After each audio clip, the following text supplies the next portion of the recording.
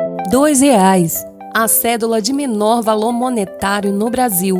Para a obra missionária, ela é de maior valor.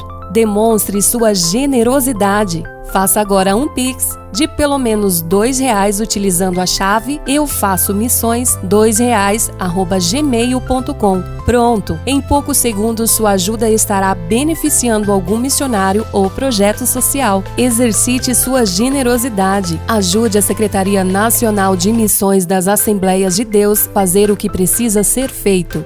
Realização: Sename, CGADB, apoio CPAD.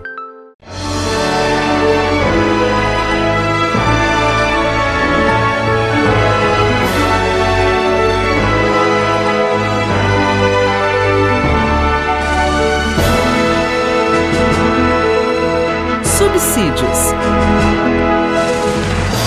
Lições Bíblicas Adultos. Lição 11. A intercessão de Jesus pelos discípulos. Jesus intercede pelos seus discípulos.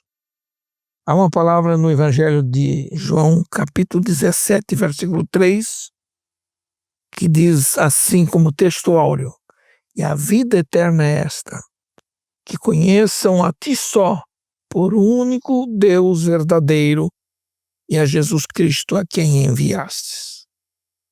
Esta lição que você tem diante de si e que também está trabalhada neste livro, O Verbo se fez carne, vai lhe dar condições de você ampliar o seu conhecimento acerca de algumas verdades que nós tratamos neste livro, além da própria revista de Escola Dominical. E é interessante que o texto base desta lição é o que está no Evangelho de João, no capítulo 17. No capítulo 17, nós temos nos versículos de 1 a 3, depois nos 11 a 17, e o versículo 20, nós temos a escritura aqui. E é interessante até considerar a leitura desse texto, porque é a leitura bíblica em classe, que vai servir de base para todo o comentário dessa revista de Escola Dominical. Olha o que diz assim, João 17, de 1 a 3. Primeiro versículo. Jesus falou essas coisas e, levantando os olhos aos céus, disse: Pai, é chegada a hora. Glorifica teu Filho, para que também o teu Filho te glorifique a ti. Versículo 2. Assim como lhe deste poder sobre toda a carne, para que dê a vida eterna a todos quantos lhe deste. Versículo 3. E a vida eterna é esta, que conheço a ti só por único Deus verdadeiro e a Jesus Cristo a quem enviastes. Depois, nos versículos 11 ao 17, diz assim: E eu já não estou mais no mundo, mas eles estão no mundo, e eu vou para ti. Pai Santo, guarda em teu nome aqueles que me deste, para que sejam um, assim como nós. Versículo 12. Estando eu com eles no mundo, guardava-os em teu nome. Tenho guardado aqueles que tu me destes, e nenhum deles se perdeu, senão o filho da perdição, para que a Escritura se cumprisse. Versículo 13.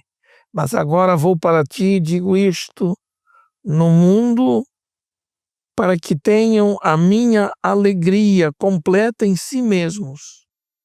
Versículo 14.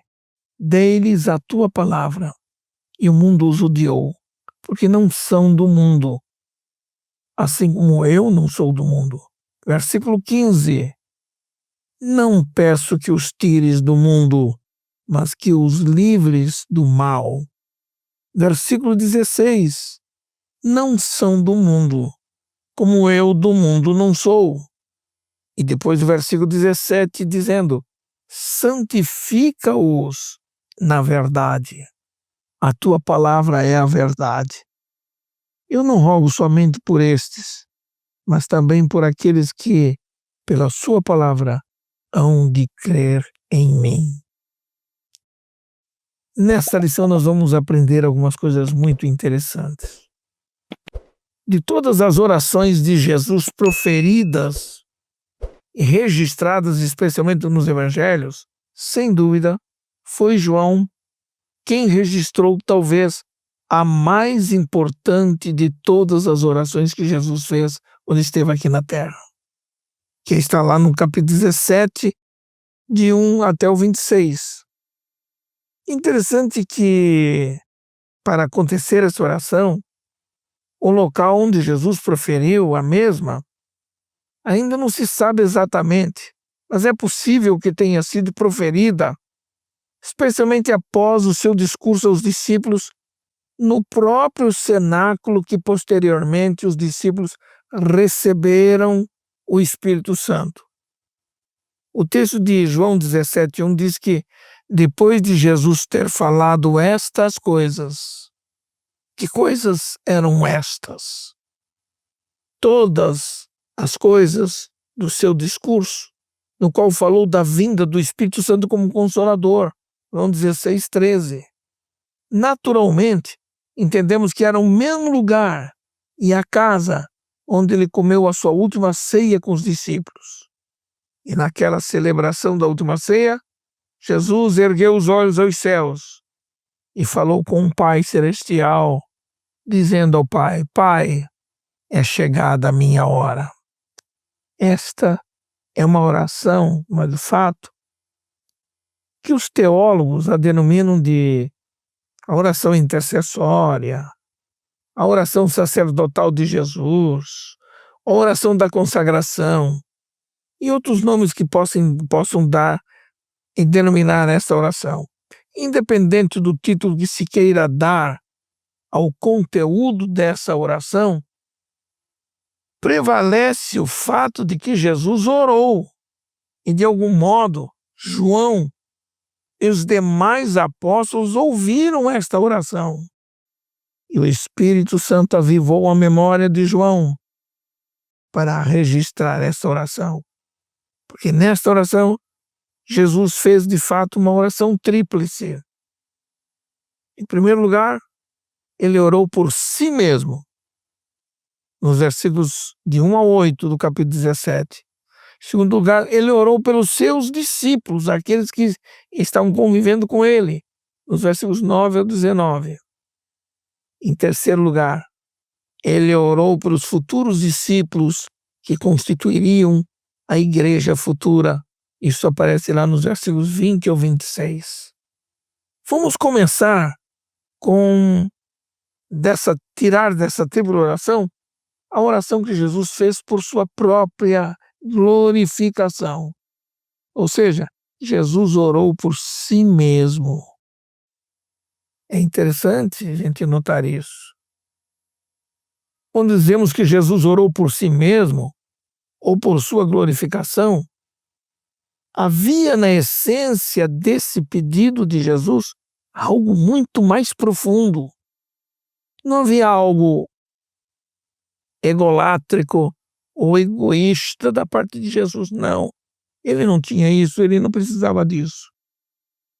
A sublime consciência de si mesmo que Jesus tinha revelava que ele queria que seus discípulos soubessem que ele e o Pai tinham e desenvolviam uma comunhão capaz de um entendimento mútuo acerca, especialmente, da sua obra final na face da terra. Quando ele diz ao Pai que sua hora estava chegando, ele estava de fato dizendo ao Pai que ele, Jesus, o glorificaria mediante o seu sacrifício expiatório, porque Jesus tinha consciência da importância da obra expiatória. Então ele disse ao Pai: Pai, glorifica teu Filho, para que o teu Filho te glorifique a ti. Meu Deus, que tipo de glorificação era esta? Que pela sua morte o mundo o conheceria, dando a vida eterna a todos quantos o recebessem por salvadores de suas vidas. Esse é o tipo de glória. Ora, o ato de glorificar alguém significa dar-se a conhecer. Jesus queria e desejava ser conhecido como Filho de Deus, como Salvador do mundo para todas as criaturas na terra. O mundo conheceria o Pai pela revelação da glória do Filho. Que coisa linda, né? Agora mais, Jesus orou, na verdade, ao Pai, exercendo o seu sacerdócio divino. E conforme o sistema levítico mosaico, o tabernáculo, ou mesmo no templo, dividia-se em 3 partes. O átrio, que era o pátio, o lugar onde se faziam os sacrifícios. O segundo lugar era chamado lugar santo, onde se ministrava, na parte do tabernáculo, as orações e intercessões sob a luz do castiçal de ouro e principalmente com o altar de incenso aceso e soltando a sua fumacinha cheirosa, envolvendo toda aquela sala. Em terceiro lugar, o lugar santíssimo, que é conhecido também como Santo dos Santos, que era onde o sumo sacerdote, no sistema sacerdotal judaico, o sumo sacerdote ministrava perante o Senhor diante da Arca da Aliança. E ele fazia isso pelos pecados do povo. É lindo o que Jesus fazia aqui. Quando Jesus fez esta oração, diz a Bíblia que o véu do templo ainda não havia sido rasgado. E, de fato, o novo e vivo caminho para a presença de Deus ainda não estava aberto. Está lá em Hebreus 10, os versos 19 e 20. Tipológica e figurativamente, Jesus estava, de fato, no lugar santo. E a sua oração intercessória era aquela oração que exalava-se pela fumaça do incenso queimado naquele altar de ouro. Ao orar, Jesus sabia que sua oração como incenso suave subiria às narinas de Deus. Quando ele ora por si mesmo, ele reivindica ao Pai a glória que ele tinha na eternidade. Na verdade, Jesus não estava reclamando, nem exigindo que o Pai antecedesse essa glória. Mas Jesus estava dizendo ao Pai que ele sabia de tudo, que ele tinha consciência de que ele teria essa glória logo depois de cumprida a sua missão aqui na terra. Segundo o apóstolo Paulo, a Bíblia diz que Jesus esvaziou-se dessa glória de divindade, a glória que ele tinha na eternidade. Todos aqueles atributos de divindade que ele tinha lá, ele os deixou junto do Pai. Ele abriu mão dos seus direitos naturais na divindade em favor da sua missão redentora. É por isso que ele é o Verbo que se fez carne. E diante do drama do Calvário, Jesus fez valer o seu ministério, o seu trabalho, o seu sacerdócio diante do Pai. E para entender melhor isso, eu quero convidar você, meu irmão e professor, para ler juntamente comigo. Abra sua Bíblia, como eu vou fazer, lá na carta aos Hebreus, na Epístola aos Hebreus. E nessa Epístola aos Hebreus, no capítulo 10, versículos 19, depois 21 e 22, diz assim. Olha que coisa espetacular. Versículo 19 diz assim: 10, versículo 19, depois 21 e 22 diz assim: Tendo, pois, irmãos, ousadia para entrar no santuário pelo sangue de Jesus. Aqui o autor está falando do sacerdócio do crente entrando no santuário, pelo novo e vivo caminho que ele nos consagrou, isto é, pelo véu. E que véu era esse representado? A sua própria carne. E diz: e tendo um grande sacerdote sobre a casa de Deus. Cheguemo-nos com verdadeiro coração e inteira certeza de fé, tendo o coração purificado da má consciência e o corpo lavado com água limpa. Versículo 22 nos revela tudo isso aqui. Ora, o que nós aprendemos aqui?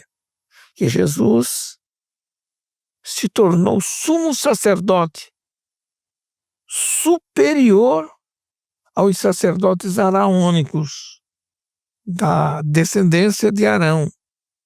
E foi feito de tal modo que ele foi considerado um sumo sacerdote segundo a ordem de um outro grande sacerdote chamado Melquisedeque. Ora, quem foi Melquisedeque?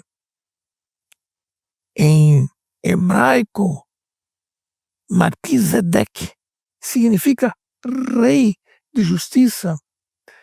Ele era um rei sacerdote cananeu da região de Salém, mas o que chama a atenção é de que ele servia ao Deus Altíssimo. E pelo fato de Jesus não pertencer à família levítica, porque Maria era da família judaica, é que nós aprendemos é que ele foi feito não segundo a descendência de Judá, mas a de Melquisedeque. O texto de Hebreus 8:6 diz mais ainda para ajudar a todos nós. 8:6, olha o que diz. Mas agora alcançou ele, está falando de Jesus, ministério tanto mais excelente, quanto é mediador de um melhor concerto, que está confirmado em melhores promessas. Diz que Jesus obteve um ministério muito mais excelente, quanto a ele também mediador de uma superior aliança. Quando Jesus fez esta oração de intercessão pelos seus discípulos em João 17, ele havia, sem dúvida, entrado no primeiro grande compartimento do tabernáculo, lugar santo, para fazer subir ali a fumaça do incenso de suas orações ao Pai Celestial. Aí o que nós descobrimos? João 17, de 1 a 5, diz Jesus, ele se apresenta pessoalmente diante do Pai. Ele ora ao Pai por sua glorificação. É interessante notar o seguinte, que depois do seu discurso para os discípulos,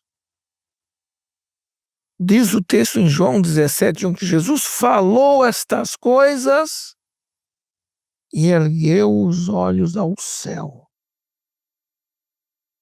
Não obstante ser ele o Filho de Deus e de ter consciência do poder que possuía, Jesus, como homem, sentia a necessidade de comungar com o Pai e de pedir ao Pai que o glorificasse, para que também ele pudesse glorificar ao Pai. Certamente não era um tipo de honraria diante dos homens, mas era a glória de poder, era o poder de cumprir cabalmente a sua obra, a obra redentora. Esta era a glória. Havia entre o Pai e o Filho uma íntima comunhão. E quando ele orou ao Pai, foi um pouco antes dele oferecer o sacrifício divino pela nossa salvação. Esta glorificação que Jesus pediu ao Pai não era uma mera súplica por ajuda no martírio de cruz que ele sofreria, mas era de ter a capacidade para consumar a obra de salvação. É por isso que quando o céu se fechou no Calvário, lá, e ficou tudo escuro, relâmpagos e trovões estiveram presentes naquele lugar, que Jesus expirou e entregou o Espírito ao Pai, dizendo: está consumado. O que aconteceu? O véu do templo, do tabernáculo, se rasgou de alto a baixo, para indicar que a partir daquele momento ele entraria na presença do Pai com a vida das pessoas, o nome dos pecadores na sua mente, representando a toda a humanidade para a obra de salvação. Jesus, de fato, ele reivindicou a glória compartilhada com o Pai. E agora, Pai, glorifica-me tu, junto de ti mesmo, com aquela glória que tinha contigo antes que o mundo existisse. Naturalmente, Jesus se refere à glória de divindade que ele tinha antes de fazer-se homem, como o Verbo divino que se fez carne. Na realidade, Jesus pede ao Pai que ambos, ele e o Pai, sejam glorificados. O pedido era para a glorificação mútua, está nos versículos 4 e 5. Nós aprendemos que só Jesus, o Filho, é quem poderia pedir ao Pai para glorificá-lo, como está no primeiro versículo. Por exemplo, Moisés pediu para ver a glória de Deus lá em Êxodo 33, 18. E Jesus pediu para receber a glória que era sua, a glória de Deus. E ele declarou que era a mesma glória na qual havia estado com o Pai antes que o mundo tivesse sido criado. Jesus então deu ao Pai a honra pertinente de quem poderia dar a vida eterna. Isso é maravilhoso, a gente saber e conhecer. E com esta palavra, com esta declaração de que o objetivo era de que o pecador confesso e arrependido receberia a vida eterna quando ele venha conhecer pela fé o único Deus verdadeiro e a Jesus Cristo, seu Filho. Com essa declaração, Jesus revela ser Deus, revela a sua divindade. E várias vezes ele disse que o Pai o enviou. Ele também afirmou que ele era um com o Pai. João 17, 11 e versículo 21. Nesta oração, temos várias evidências da divindade de Jesus. Por exemplo, Jesus orou assim, como o Verbo que se fez carne, sim, ou seja, como homem. E como tal, em seu ministério terrestre, ele fazia tudo em total dependência do Pai. Ele disse em João, capítulo 6, versículo 57, assim como o Pai que vive em mim me enviou, eu vivo pelo Pai. Tudo quanto ele fez vinha da parte do Pai. Mas a outra oração que Jesus faz é a oração pelos seus discípulos. A primeira foi por si mesmo e pela sua glorificação. Mas depois ele ora pelos seus discípulos. Quando Jesus ora pelos discípulos, ele reivindica da parte do Pai o direito de proteger aqueles discípulos. Nos versículos 4 a 8, é interessante que Jesus ora, ele ora como se estivesse fazendo um relatório ao Pai. 4:8. Olha o que diz a palavra. Eu glorifiquei-te na terra, tendo consumado a obra que me destes a fazer. E agora, glorifica-me tu, ó Pai, junto de ti mesmo, com aquela glória que eu tinha contigo antes que o mundo existisse. E ele diz mais ainda. Ele diz mais no versículos 6, 7 e 8. Manifestei o teu nome aos homens que do mundo me deste. Eram teus e tu nos deste e guardaram a tua palavra. Agora, já tem conhecido que tudo quanto me deste provém de ti, porque lhes dei as palavras que me deste, e eles as receberam, e têm verdadeiramente conhecido que saí de ti, e creram que me enviaste. Que coisa linda! É como se estivesse dando um relatório ao Pai sobre tudo o que ele havia feito no decurso do seu ministério terrestre. No versículo 6, Jesus, como homem, não teve nenhuma atitude egoísta de pensar somente em si mesmo. Não. Ele orou pelos seus discípulos. Ele orou pela unidade deles, porque iriam dar continuidade à obra que ele havia começado a realizar. Ao Pai, Jesus tratou os seus discípulos como os homens que do mundo me deste. No versículo 4, Jesus declara ao Pai que ele havia concluído a sua missão, a missão que o Pai lhe dera para cumprir. Jesus declara ter cumprido. No versículo 5, Jesus renova a sua oração pela sua glorificação. Mas quando ele chega no versículo 6, ele diz: manifestei o teu nome aos homens que me deste do mundo. Jesus declara que seus discípulos eram do Pai, e foi o Pai que os deu. Eram teus e tu nos deste. Jesus investiu nesses homens durante 4 anos, quase 4 anos pelo menos, em que esteve juntamente com eles. E eles foram fiéis discípulos ao Senhor, com exceção de Judas Iscariotes, e foram devidamente preparados para darem continuidade à missão evangelizadora. Versículo 8, Jesus disse: porque eu lhes dei as palavras que tu me deste. Que palavra era esta que Jesus deu aos seus discípulos?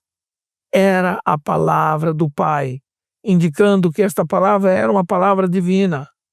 Jesus deu-lhes a palavra e diz a Bíblia, e eles a receberam.